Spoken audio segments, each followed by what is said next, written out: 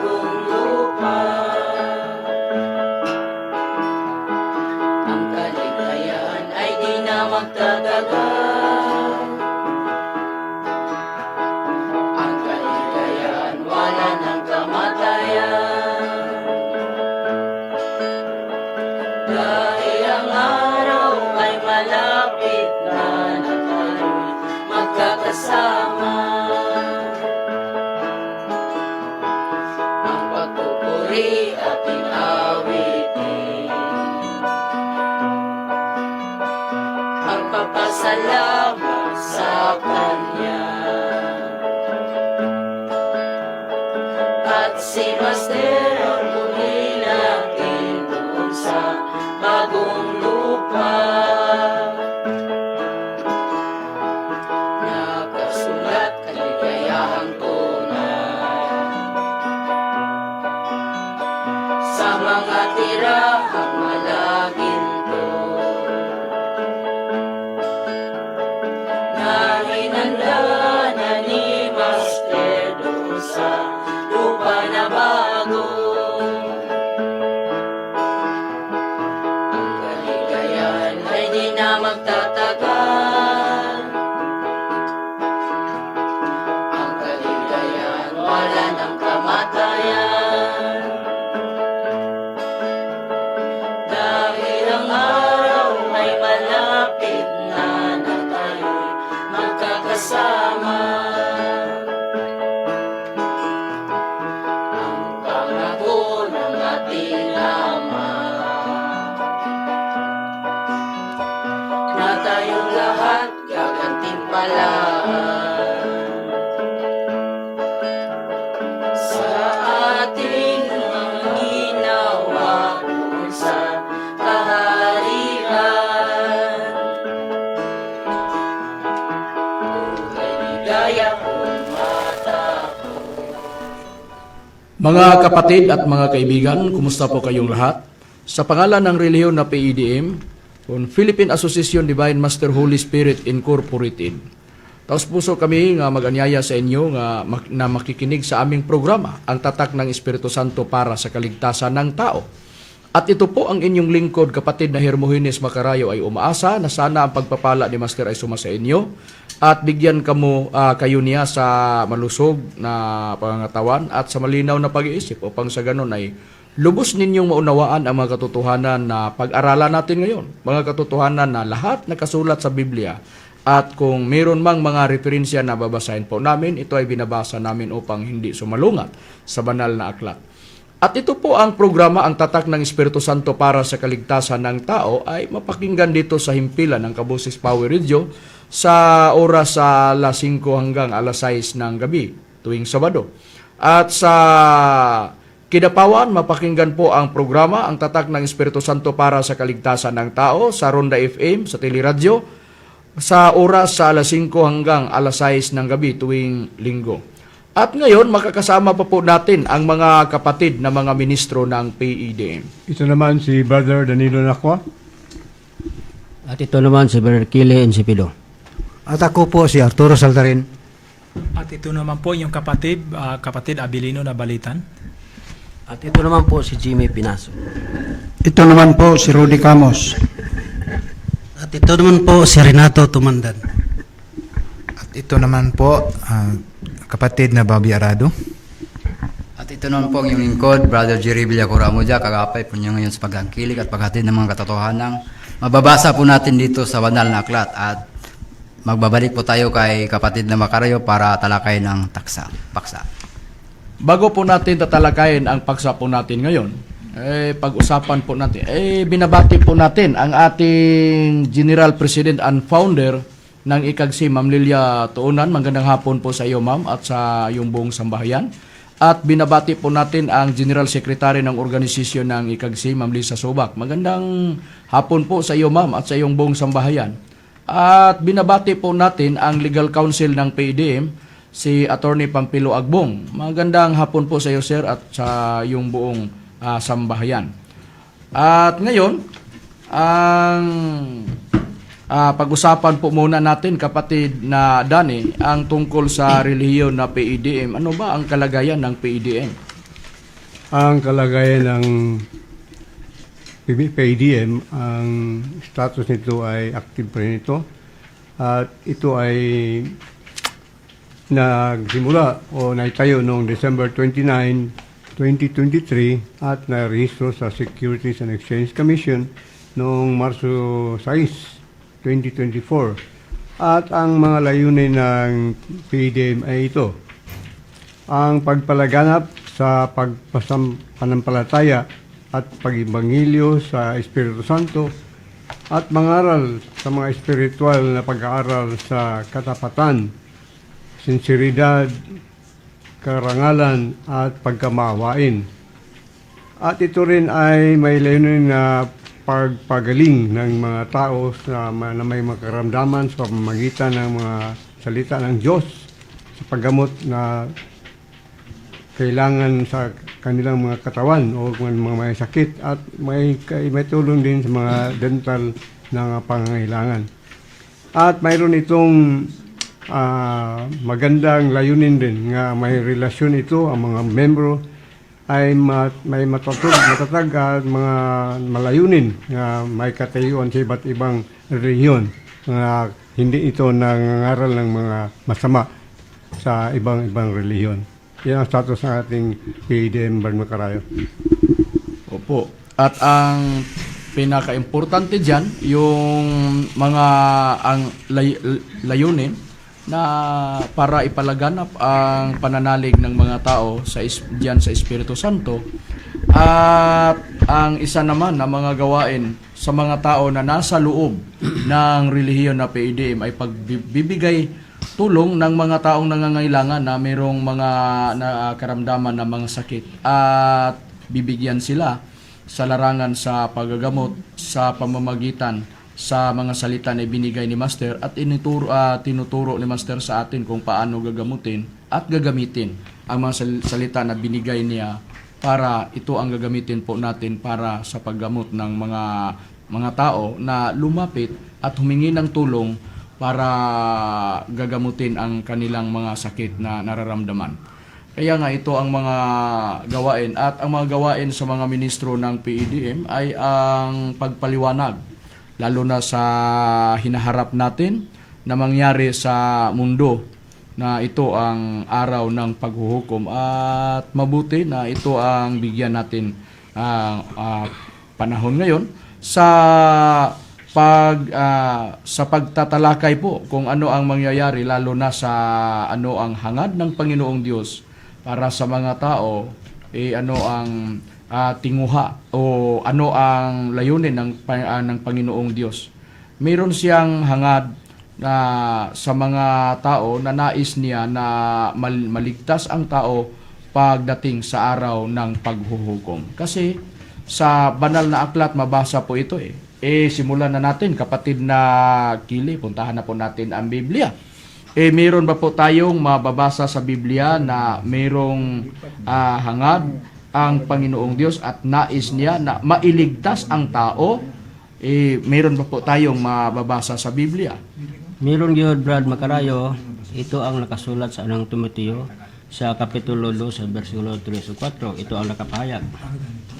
Ito'y mabuti at nakalulugod sa paningin ng Diyos na ating tagapagligtas, na siyang may ibig na ang lahat ng mga tao mga ligtas at mga kaalam ng katotohanan. Ibig ng Panginoong Diyos na ang lahat ng mga tao ay makarating sa katotohanan at makatanggap ng katotohanan, ay matagpuan ng tao ang katotohanan, at hangad ng Panginoong Diyos, nais niya na ang lahat ng mga tao ay mailigtas. Yun ang nabasa po natin sa nakasulat sa Biblia. Kaya nga mahalaga para sa tao na bigyan ng pansin ang gusto ng Panginoong Diyos na ang lahat ng mga tao, hindi isa lang katao hindi lang 2, 3, 4 o 5 katao ang nais niya na o gusto niya na mailigtas.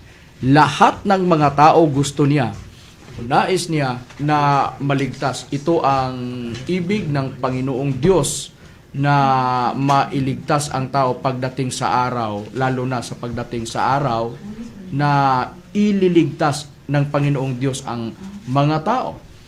Bakit ganon ang gusto ng Panginoong Diyos at nais niya nga na ang lahat ng mga tao ay maliligtas?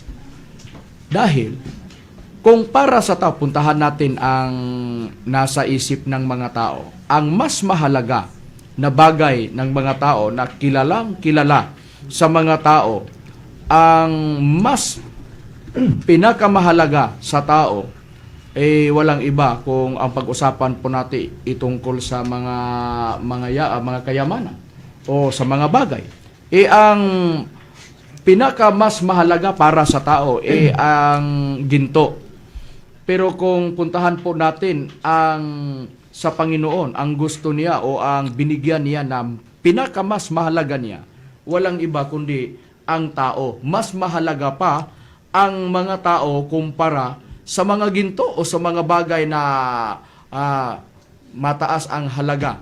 Meron pa po tayong mababasa sa Biblia, kapatid, na Dani, na ang mas mahalaga para sa Panginoon hindi sa mga bagay kundi sa mga tao. Meron tayong mababasa sa Biblia, Brad Macarayo, na kinukumpara ang tao at ang ginto ayon sa Diyos. Sa nakasulat sa aklat ni Isaias, Kapitulo 13, versikulo 12, ito ang pahayag.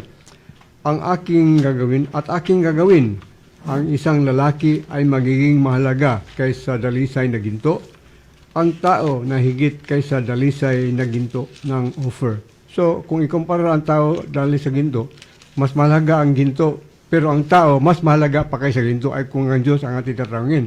Dahil kung ang tao, ang ginto ay mayroong ginto na dalisay, pero ang tao ay mas higit pa sa ginto na dalisay. Yan ang pahayag ng Diyos. Oo. Ito ang nabasa po natin nga nakasulat sa Biblia. Mas mahalaga para sa kanya.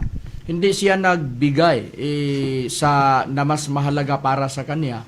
Kinumpara niya ang tao sa mas mahalaga para sa tao na ginto. Para sa tao, ang mas mahalaga para sa tao, ang ginto o anuman na para sa tao, mas mahalaga para sa tao. Pero sa Panginoong Diyos, ang sa Kanya, ang mas mahalaga, ang tao, ang mahalaga para sa Panginoong Diyos, sa nabasa po natin na nakasulat sa Biblia. Kaya nga pag-isipan po natin, mga giliw po na tagapakinig sa programa po namin, ang tatak ng Espiritu Santo para sa kaligtasan ang tao. Ang nais ng Panginoong Diyos, ang lahat ng mga tao ay mailigtas, maliligtas. Ano ang dahilan? Dahil ang tao mas mahalaga para sa Panginoong Diyos kumpara sa lahat ng mga bagay na mas mataas ang halaga para sa mga tao. Pero sa Diyos, doon siya nagbigay ng mas mataas na halaga para sa mga tao.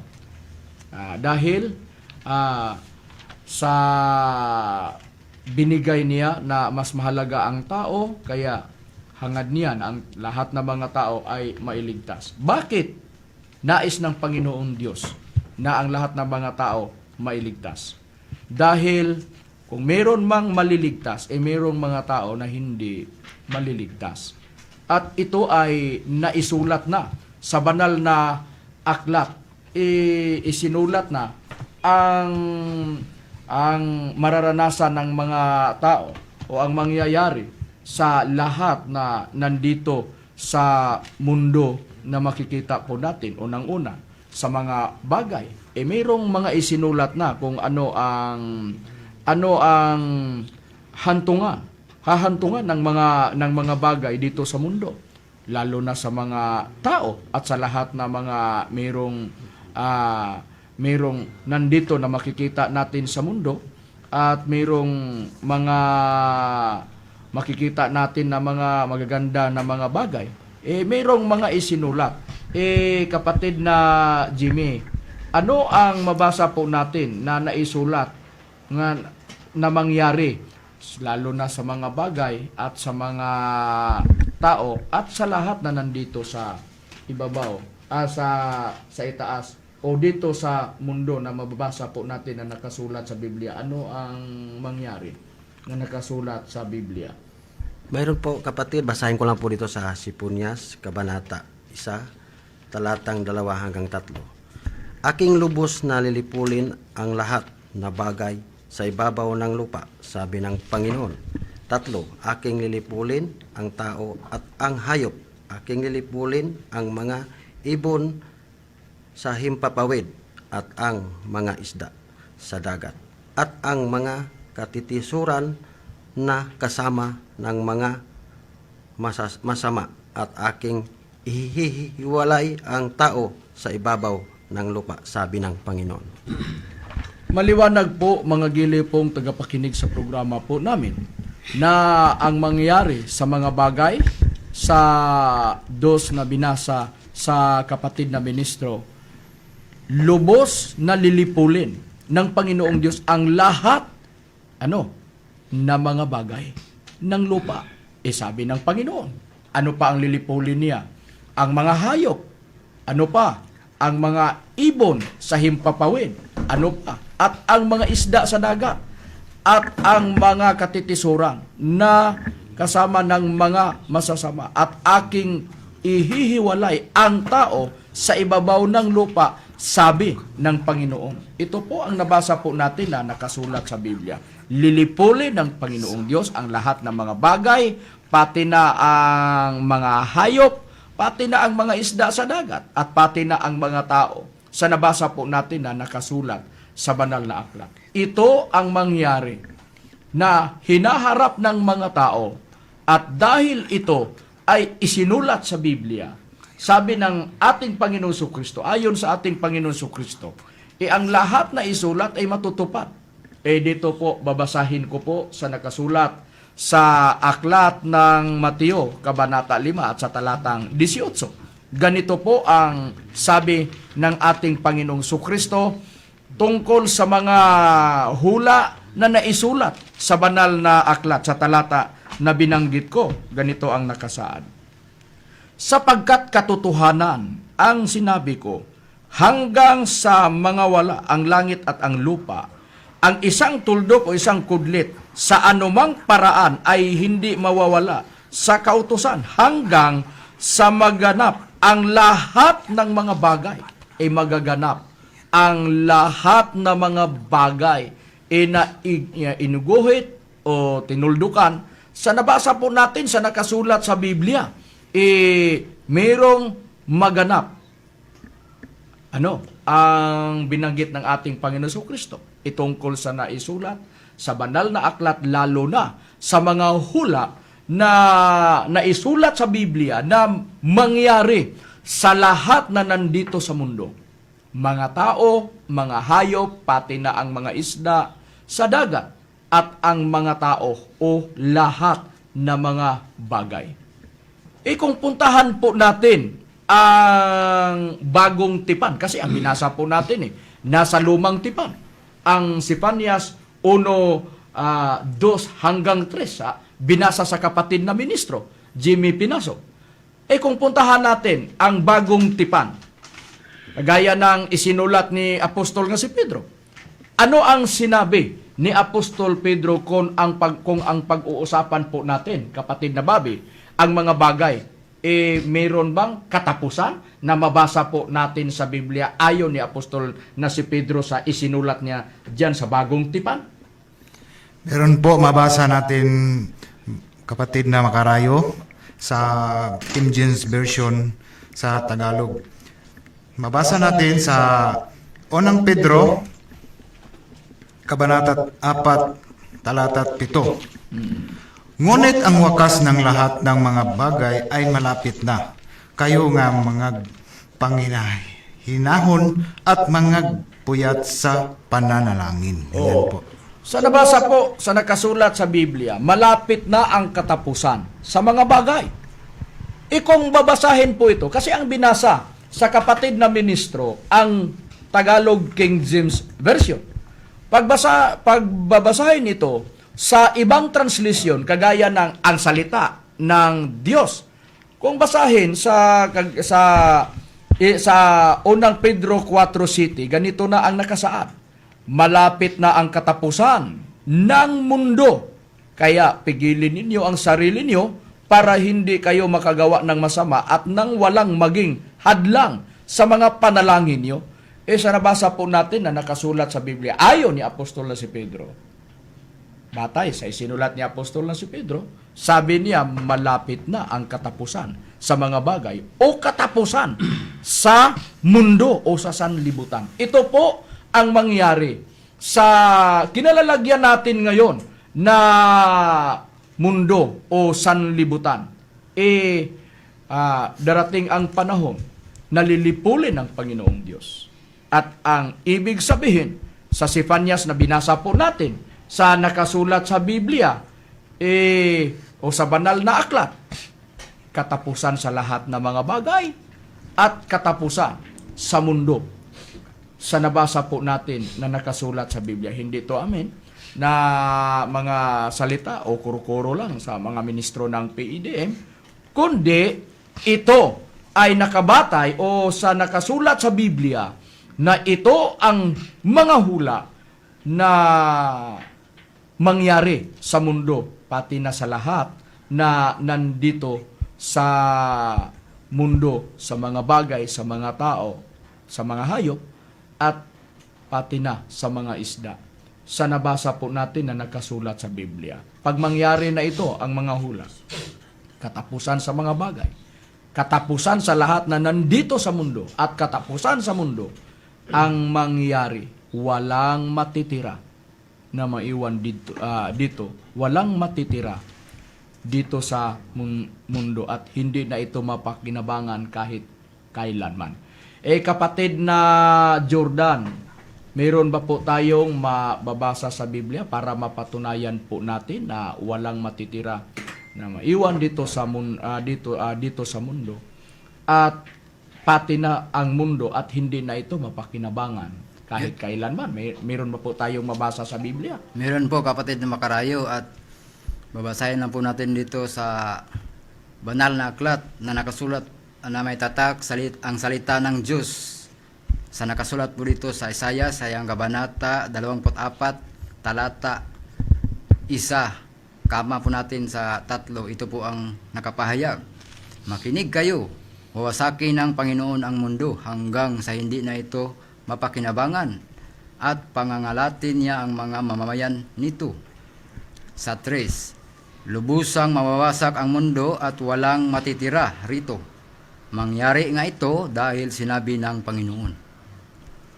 So ito ang binanggit ni Apostol na si Pablo, may kaugnayan ang binasa sa kapatid na ministro sa Isaiah 24:1 at sa talatang 3. Sa binanggit ni Apostol nga si Pedro sa isinulat niya sa 4 city, sa sulat niya sa Bagong Tipan, binanggit niya na katapusan sa mga bagay at katapusan sa sanglibutan o sa mundo. Sa nabasa po natin sa nakasulat sa Biblia.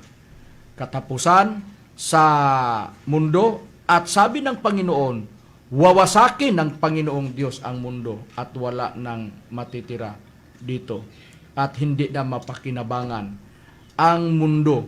Pag mangyari na ito, nagagawin na ng Panginoong Diyos ang nasa isip niya, nagagawin niya na mangyari sa mundo pati na sa lahat na nandito sa mundo. Ito po ang dapat bigyan pansin ng mga tao.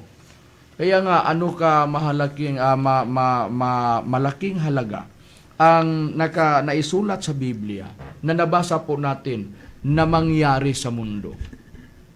Na dito tayo makikita kasama ang lahat ng mga bagay na naipundar natin.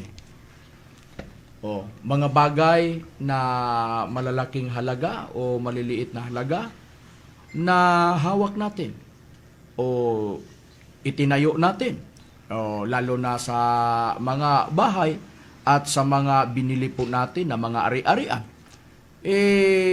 Kabilang ito sa mga bagay. Sabi ng Panginoong Diyos o sabi sa nakasulat sa banal na aklat, wawasakin niya ang buong mundo at hindi na ito mapakinabangan. Ayon sa isang lingkod ng ating Panginoon Kristo, si Apostol na si Pedro, na mangyari at darating tayo ang mangyari, malapit na ang katapusan sa mga bagay at katapusan sa mundo. Kaya nga dapat paghandaan po natin, mga giliw po na tagapakinig sa programa po namin. Ang tatak ng Espiritu Santo para sa kaligtasan ng tao. Kaya nga, ano kaya ang mangyari?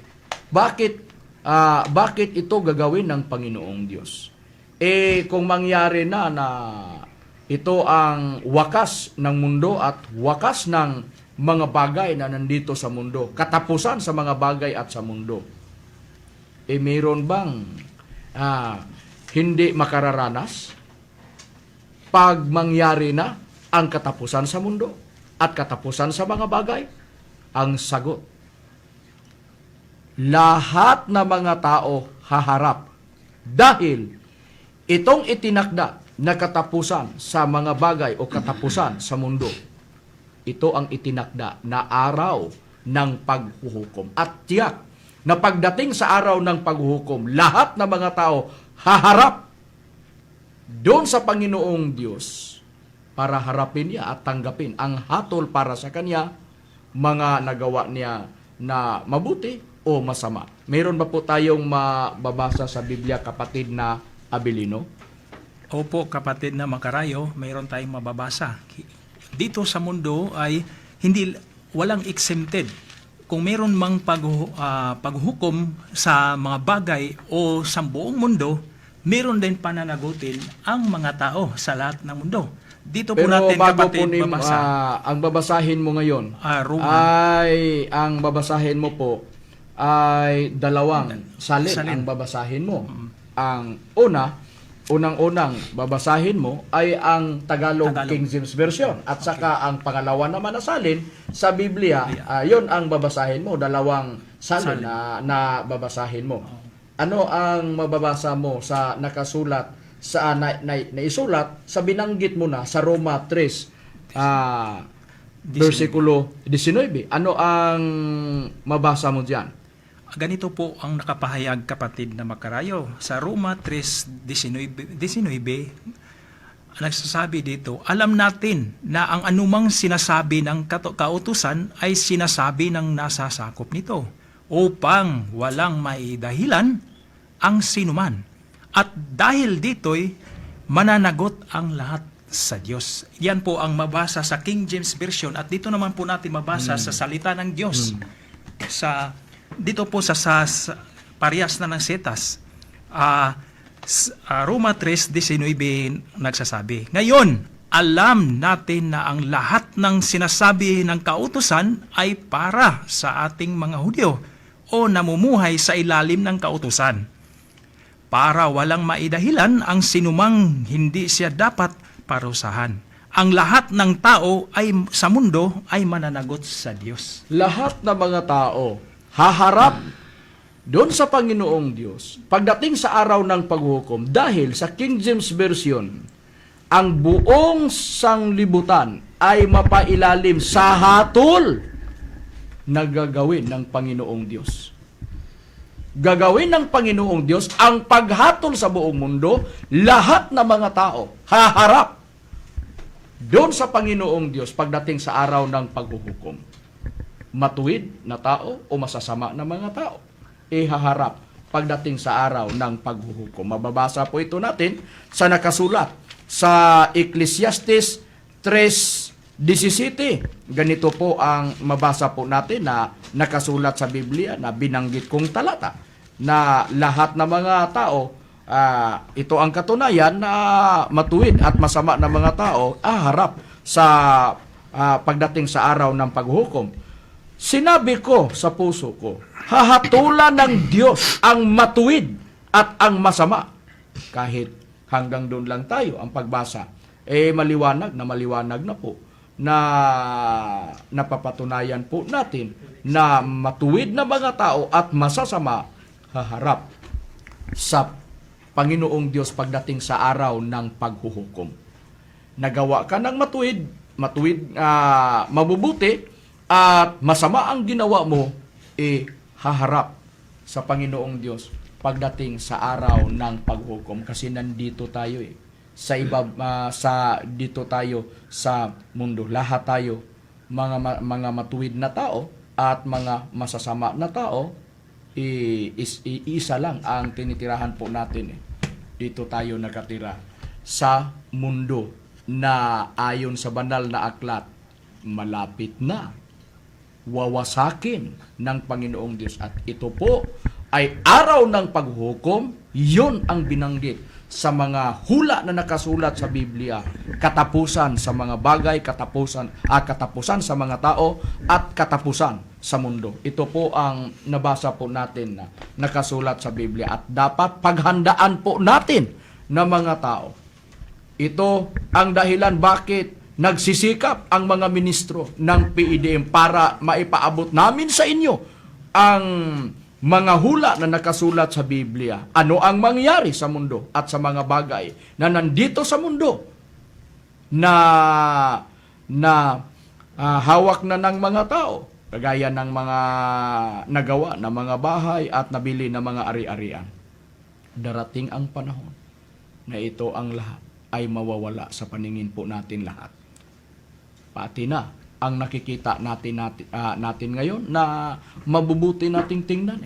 Magandang tingnan po sa paningin po natin. Darating ang panahon, mawawala lahat. Mawawala ito lahat dahil ito ang naisulat sa mga hula na nasa banal na aklat. Dahil ang mundo o ang buong sanglibutan ay itinataan na ito pagdating sa araw ng paghukom, upang susunugin ito pagdating sa araw ng paghuhukom sa sobrang init o sa matitinding init. Ito ang makasusunog sa buong mundo. Kailan ito mangyari? Pagdating sa araw ng paghuhukom. Ano ang katunayan? Dito po, sa isinulat ni Apostol na si Pedro, sa 2 Pedro, Kabanata 3, sa talatang 5 hanggang 7, kama 10 hanggang 12. Ganito po ang mababasa po natin sa nakasulat sa Biblia. Sapagkat sadyang nililimot nila na mayroong sanglibutan o sangkalangitan mula ng unang panahon, at isang lupang inanyuan sa tubig, at sa gitna ng tubig sa pamamagitan ng salita ng Diyos. Nasa pamamagitan din nito ang sanglibutan noon na inapawan ng tubig ay napahamak. Sa nabasa po natin sa Biblia, noon ang sanglibutan ay napahamak dahil inapawan ito sa baha o tubig. Sa nabasa po natin sa nakasulat sa Biblia, inapawan ng tubig sa pamamagitan ng baha, ugonaw. Sa nabasa po natin sa nakasulat sa Biblia.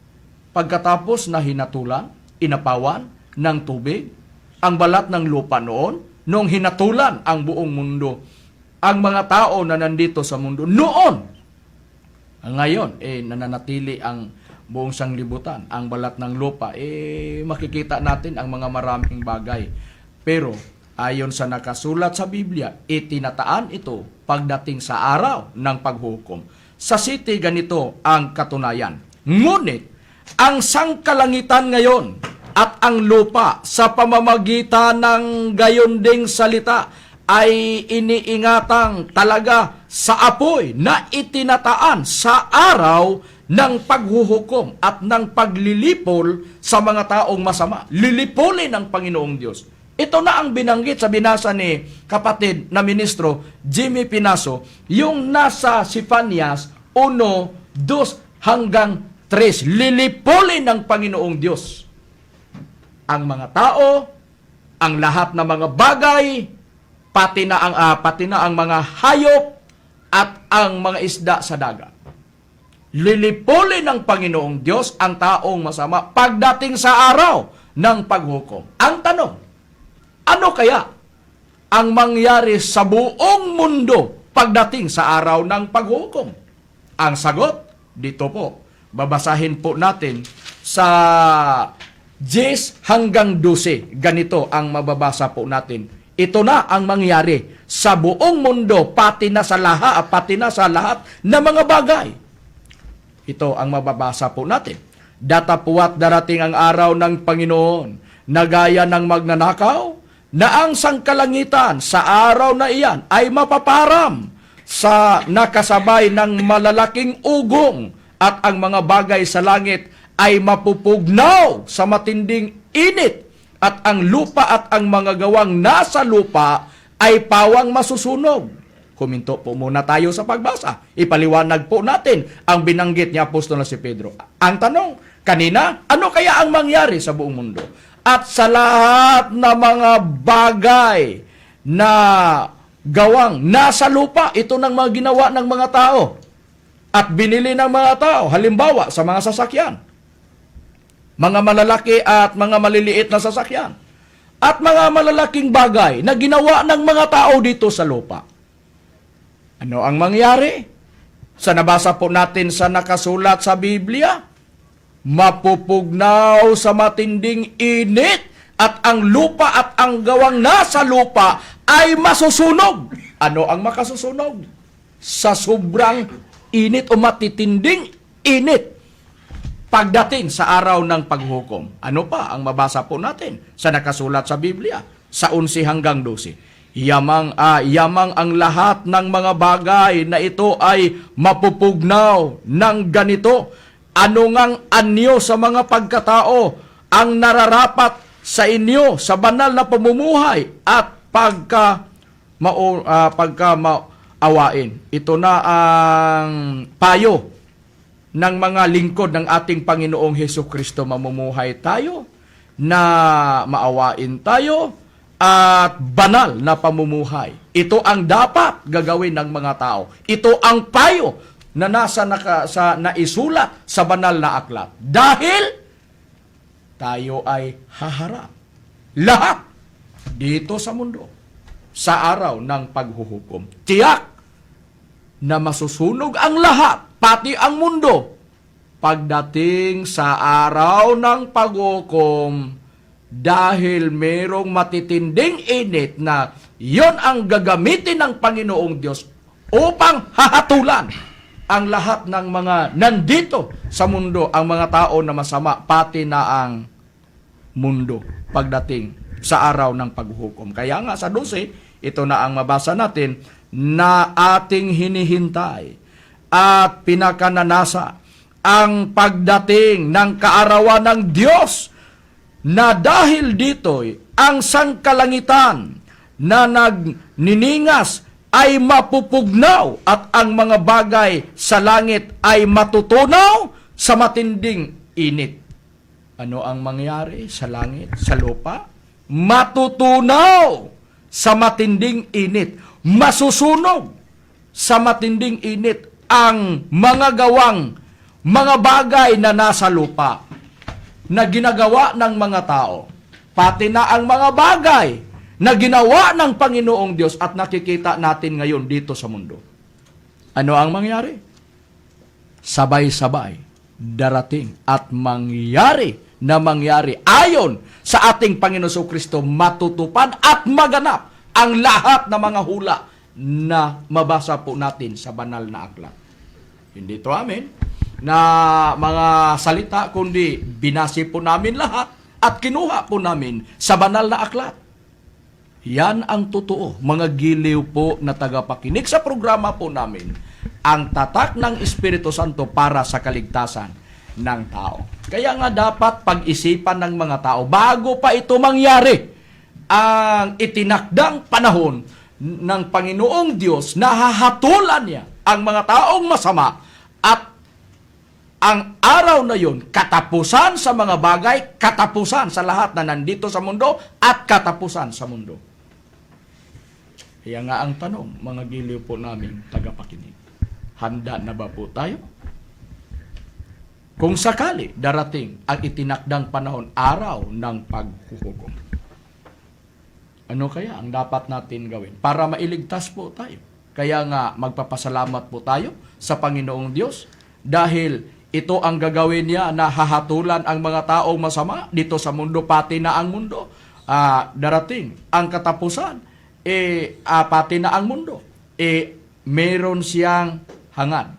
Nais niya na ang lahat ng mga tao ay mailigtas. Ang tanong, Lahat bang tao makatanggap ng kaligtasan? Ang sagot, hindi na lang gagawin ng Panginoong Diyos ang hatol sa araw, pagdating sa araw ng paghuhukom, hindi niya ituloy. Dahil ang lahat ng mga tao maligtas Kaya nga, dahil sabi ng ating Panginoon Kristo, lahat na mga ikinudlit na nandun sa, ginuhit na nandun sa banal na aklat, nilagyan ng tuldok, ibig sabihin, maganap ang lahat na iginuhit ng mga hula dyan sa banal na aklat. Ang tanong, bakit ito mangyari? Bakit gagawin ng Panginoong Diyos? Ano ang dahilan? Bakit mangyari sa mundo ang katapusan at sa lahat ng mga bagay? Dahil ang buong lupa ay nababalot sa sumpa ng Panginoong Diyos. Meron ba po tayong mababasa sa Biblia, kapatid na Rode? Mayroon po, kapatid na Makarayo. Basahin lang natin sa Isayas, sa iyang Kabanata 24, talata 6. Kaya't nilamon ng sumpa ang lupa at silang nagsisitahan doon ay nagsumpungan sa larin. Kaya't ang mga nananahan sa lupa ay nangasunog at nangagilan ang tao. At sa binasa na hula, nangasunog ang lahat na nananahan sa lupa. Ano ang makasusunog?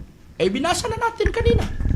Pagdating sa araw ng paghukom, matitinding init na ito ang gagamitin ng Panginoong Diyos sa paghatol niya sa mga tao dito sa mundo, sa mga nananahan dito sa mundo. Bakit ito mangyari?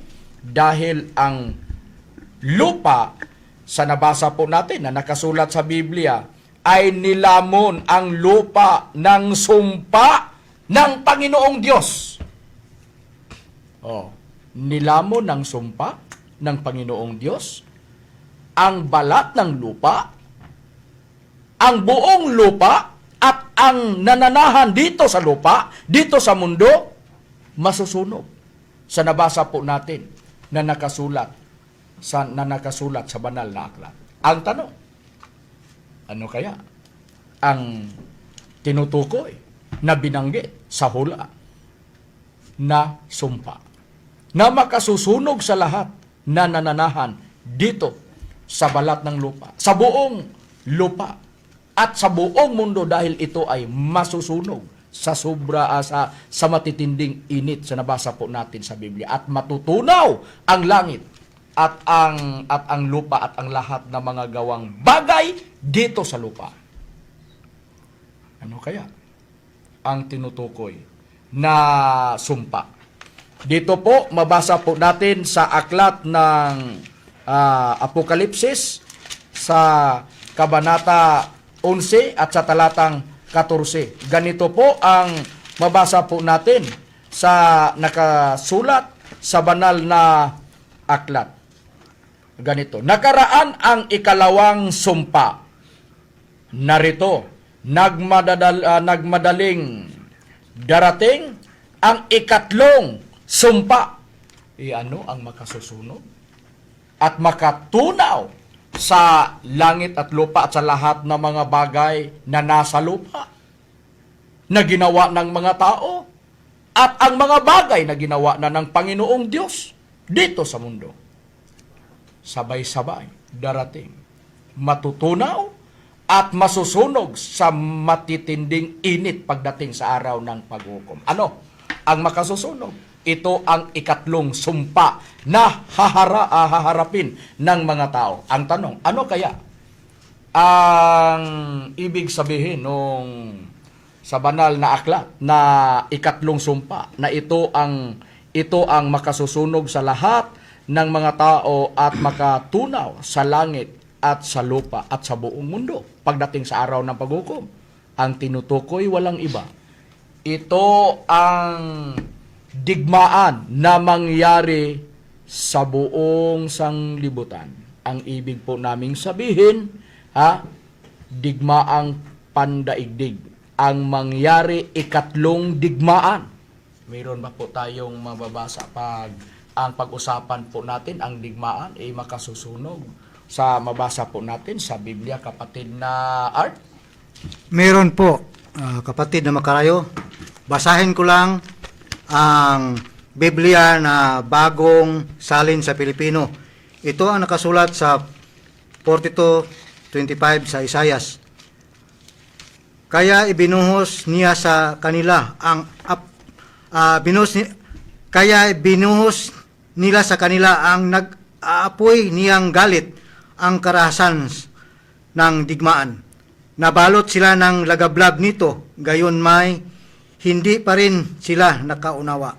Nilamon sila nito, ngunit hindi pa rin nila ito binulay sa kanilang puso. Yan ang nakasulat sa ating nabasa, Brad. Sa nabasa po natin sa Biblia, nilamon ng digmaan ang mga tao. Sa nabasa po natin na nakasulat sa Biblia. Sa binasa mo sa New Filipino Version. Sa New Filipino Version. Kung babasahin ito sa ibang translisyon, kagaya ng King James Tagalog Version, ano na ang mabasa po natin sa Biblia? Ano kaya ang mangyari pag mangyari sa lahat na nandito sa mundo pagdating sa binasa mo na digmaan sa nakasulat sa Biblia? Ano na ang mabasa po natin sa Tagalog King James Version? Dito lang sa katulad din na sitas sa 42:25 sa Isayas, ito ang nakasulat. Kaya't ibinugso niya sa kanya ang pusok ng kanyang galit at ang lakas ng pakikigbaka at sinulsulan siya ng apoy sa palibot. Ngayon may hindi niya naalaman at sinunog siya. Gayon may hindi siya naglagak ng kalooban. Oo, sa nabasa po natin sa Biblia, digmaan, pakikipagbaka, iisa lang ang ibig sabihin. Pakikipagbaka at digmaan, ito ang makasusunog sa lahat ng mga bagay dito sa mundo. Sa lahat ng mga nananahan dito sa mundo, pati na ang mundo, ang mangyari, masusunog ito pagdating sa araw ng paghuhukom. Sa nabasa po natin sa Biblia, ikatlong sumpa, ang sumpa na binanggit ay ang digmaan. Nangyari na ang unang digmaan. Nangyari ang unang digmaang pangdaigdig, July 27, 1914. Kapatid na Dani, anong taon nangyari ang ikalawang digmaang pangdaigdig? Mula September 1939 hanggang August 1945. Oh. Sa Second World War. Sa September 1. Sa September 1, 1939 hanggang 1945 nangyari ang ikalawang digmaang pangdaigdig. Ngayon, ang hinaharap po natin, mga giliw po na tagapakinig sa programa namin, ang tatak ng Espiritu Santo para sa kaligtasan ng tao, haharap po tayo sa ikatlong digmaang pangdaigdig. Pangdaigdigan na ito ang ikatlong digmaan. Ito ang hinaharap po natin, mga giliw na tagapakinig sa programa po namin. Kaya nga mahalaga para sa tao na dapat paghandaan po natin. Dahil kung mayroon mang mga tao na hindi maniniwala na pagdating sa araw ng paghuhukom sa ikatlong digmaang pangdaigdig, o kagaya ng mga maririnig po natin sa mga radio announcer, kung mayroon mang nagdigmaan na mga iba't ibang bansa, ang sabi nila, ito na kaya ang katuparan sa mga hula sa banal na aklat na mangyari ang ikatlong digmaang pangdaigdig. Ito ang madalas mabanggit sa mga radio announcer, kahit nasa television, makikita po natin. Ito na ang madalas na gagamitin po nilang salita. Ito na kaya ang katapusan sa mundo, ang ikatlong digmaan. Doon na dayon, doon na mangyari meron ng gagawin na pagdadasal, sana ito'y hindi mapagpatuloy ang digmaan na nangyari. Hahantong na ito ay hihinto ang dalawang bansa na nagdigmaan kagaya ng Ukraine at ang Russia at kagaya ng Israel at ng Iran, mga giliw po na tagapakinig at sa ibang bansa pa na nagdigmaan. Kaya nga ang tanong, kung mayroon mang mga tao na hindi maniniwala na matutunaw sa sobrang init ang buong mundo pagdating sa araw ng paghukom, o magbigay kami ng isang halimbawa. Mayroong nangyari na sinunog ng Panginoong Diyos sa pamamagitan ng apoy at asopre galing sa itaas o sa langit. Meron po tayong mababasa At ginawa ito sa Panginoong Diyos bilang isang halimbawa sa lahat ng mga tao na hindi gumawa ng mga kabutihan. Meron po tayong mababasa sa banal na aklat. Dito po, babasahin ko po ang nakasulat sa 2 Pedro 2:6 na ito ay mabasa po natin sa Biblia at binanggit na ni Apostol si Pedro. At pinarusahan niya ng pagkalipol ang mga bayan ng Sodoma at Gomora na pinapaging abo nang maging halimbawa sa mga nagsisipamuhay ng masama. Binigyan na ng isang halimbawa ng Panginoong Diyos ang nagsisipamuhay ng masasama at hindi nagawa ng mga kabutihan. Ang nangyari, nagbigay ang Diyos sa dalawang bayan, sa dalawang lungsod, ang tinawag Sodoma at Gomora, pinapaging abo, pinarusahan ng Panginoong Diyos. Hahanapin ang Sodoma at Gomora sa lahat na makikita po natin sa mga bansa, hindi na makita na mayroong nakatira hanggang ngayon sa dalawang lugar na hinatulan ng Panginoong Diyos sa pamamagitan ng umuulan na apoy at asopre doon sa itaas. Ito po ang totoo, mga giliw po na tagapakinig sa programa po namin.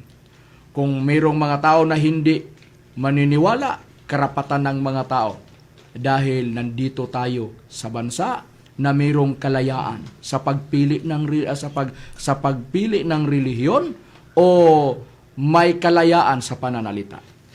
Kaya nga, kung anuman ang nasa isip o ang paniniwala sa iba, mananatili ang mundo at hindi hahantong ng katapusan. Pero sa mga PIDM na mga ministro ay tinanggap po namin ang hula o isinulat ni Apostol na si Pedro. Masusunog ito pagdating sa araw ng paghuhukom at hahantong sa katapusan ang mga bagay, mga tao, mga hayop, mga isda sa dagat at lahat, pati na ang langit at ang lupa, matutunaw at masusunog sa matitinding init pagdating sa araw ng paghukom na ang tinutukoy ay ang ikatlong digmaan. Pag-isipan po natin mga giliw pong tagapakinig. Ang tungkol sa apoy. Ang ginamit na apoy na hinatulan niya ang Sodoma at Gomora na susunog na paging abo ang Sodoma at Gomora. Hindi na nakikita, hindi na natirahan ng mga tao. Hahanapin mo man ngayon hindi ka makakita sa dalawang lugar, Sodoma at Gomora, na mayroon pang nakatira na mga tao. Hanggang ngayon. Kaya nga, ang hula na nakasulat sa Biblia, masusunog sa sobrang init pagdating sa araw ng paghuhukom.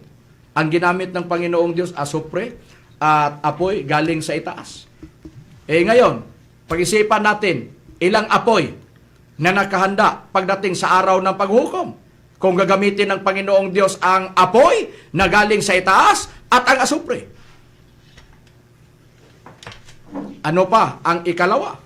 Mayroong mga apoy na nandito sa ilalim ng lupa kahit na makikita ang lawa ng tubig, ang dagat o ano pa, sa ilalim mayroong lupa. Sa ilalim mayroong apoy. Kapatid na Dani, mayroon bang apoy kahit na nandito sa dito sa lupa at kahit na sa lupa na nasa ilalim ng karagatan, mayroong apoy, kapatid na Dani? Dahil yung mga active volcanoes, mga apoy yun sa ilalim ng lupa. Kapag yun nag-activate na, sigurado aapoy niya sa ibabaw. Oo.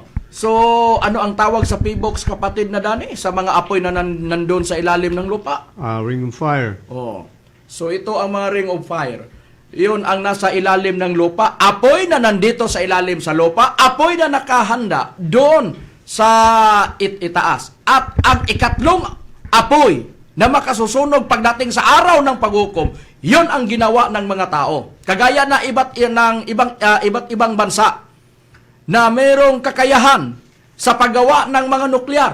Kagaya na ginawa kapatid na Dani na kinatatakutan na kagamitan sa larangan sa digmaan, yung tinawag na intercontinental ballistic missile. Nako, kung isa lang ang ibagsak sa isang bansa na kagaya halimbawa ang long range na intercontinental ballistic missile, kung maliliit na bansa yan, nako, ano ang mangyari, kapatid na Dani, sa isang bansa na doon ibagsak ang isang intercontinental ballistic missile, lalo na sa long range? Sigurado na mawala ang bansa, matutunaw dahil nuclear ang gagamitin ng bomba sa panahon na yun. So matutunaw ang isang maliit na bansa. Kaya nga, mga gilipong tagapakinig, dapat paghandaan po natin. Kasi nandito na tayo sa ibinigay ng ating Panginoong Hesukristo na mga palatandaan na malapit na mangyari. Ito ang araw ng paghukom dahil ang mga palatandaan nakikita na natin ngayon Nakikita na natin sa mga bali-balita sa telebisyon. At naririnig po natin sa radio station at panoorin po natin sa Facebook at sa YouTube. Makikita po natin na ang maraming mga nangyayari na mga kapahamakan ng mga tao na kagaya ng mga digmaan. Pero iyon, ibinigay na ng ating Panginoon Kristo, sinabi na niya. Ayon ng ating Panginoon Kristo. Ano ang dahilan bakit mangyari ito, kapatid na Dani? Ano ang sinabi ng ating Panginoon Kristo? Hinula na ni Panginoon Kristo ang mga mangyari, lalo na sa ating panahon ngayon. At ito ang nakasulat sa Mateo, Kapitulo 24, versikulo 6 hanggang sa 8. At kakarinig kayo ng mga digmaan at mga alingangaw ng mga digmaan. Ingatan ninyo na huwag kayong magulminahan pagkat kinakailangan ito'y mangyari datapwat hindi pa ang wakas. Sapagkat magsisitindig ang bansa laban sa bansa at ang kaharian laban sa kaharian at magkakagutom at lindol sa iba't ibang dako. Datapwat ang lahat ng mga bagay na ito ay siyang pasimula ng kahirapan. So mga nangyari ngayon sa mundo, yung mga wars and rumors of gera, maski saan, hindi pa yan ang simula ng katapusan, hindi pa yun ang katapusan. Yan ang simula naman sa kahirapan ayon kay Kristo. Oo. Kaya nga, dapat ito paghandaan at hahanapin ng mga tao kasi ang mga pangyayari ngayon na mayroong mga bansa na dininig ng mga niyanig ng malalakas na lindol. Nangyari na, nararanasan natin ito lalo na sa mga bagyo na mapaminsala na nangyayari dahil mayroong mga buhay na nawala dahil sa sobrang malakas na buhos ng ulan, dahil sa bagyo at malalakas na nangyari na pagbaha. Mayroong mga tao na nawala ng buhay dahil napahamak sila sa nangyari sa kanilang bansa o lugar na nangyari na malakas na bagyo at sobrang malakas na baha. Kung pag-usapan po natin ang tungkol sa bagyo, ano ang binanggit sa banal na aklat? May kaugnayan ba ang Panginoong Diyos? Ang sagot, mayroong kaugnayan. Ano ang katunayan diyan, kapatid na Renato. Atin lang babasahin sa Nahum, Kabanata 1, Talata 3. Ang Panginoon ay binayad sa pagkagalit at dakila sa kapangyarihan at sa anumang paraan ay hindi aariing walang sala ang salarin. Ang daan ng Panginoon ay sa ipo-ipo at sa bagyo at ang mga ulap ay isang alabok ng kanyang mga paa. Ito ang nabasa po sa Biblia. Ang Panginoon banayad sa pagkagalit at dakila sa kapangyarihan at sa anumang paraan. Hindi walang sala ang salarin. Ang daan ng Panginoon ay ang ipo-ipo at bagyo at ang mga ulap ay ang alabok sa kanyang mga paa.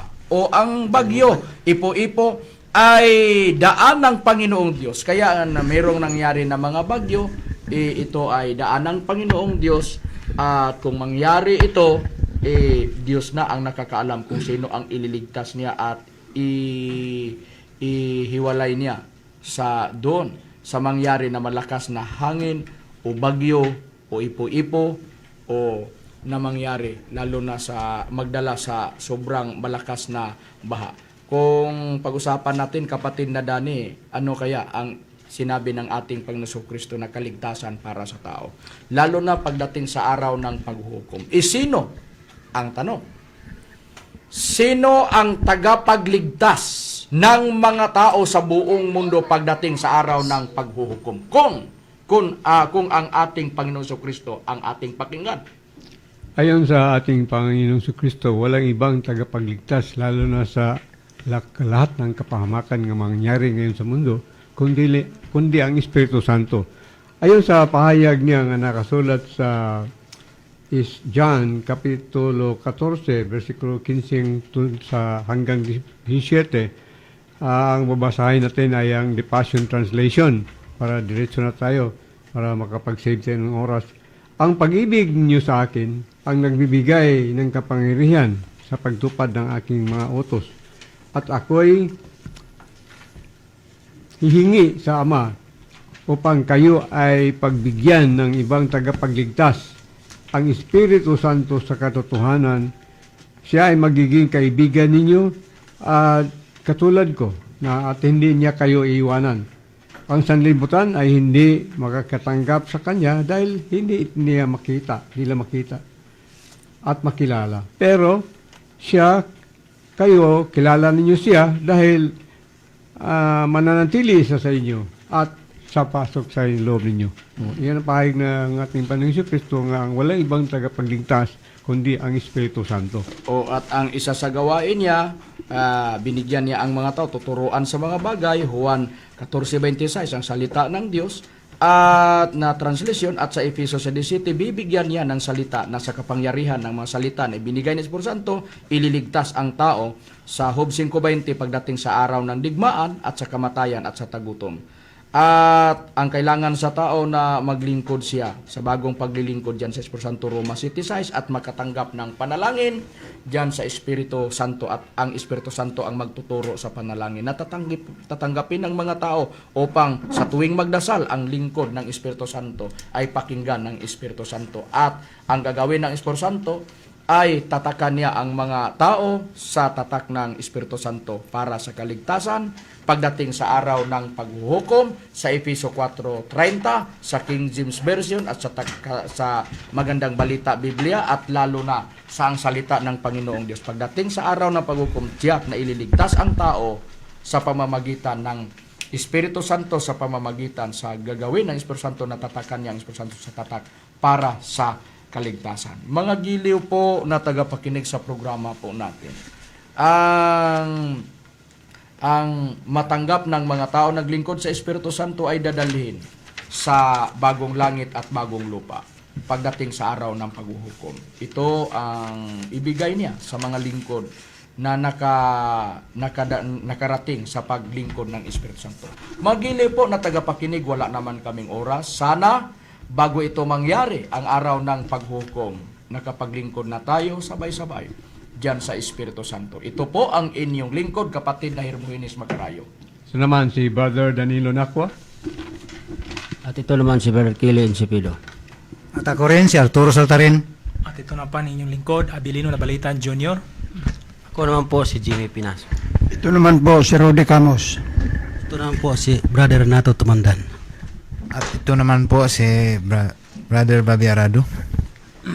At ito naman po si Brother Jerry Villacoramudja at magsasabi na magandang gabi sa ating lahat at maraming salamat po.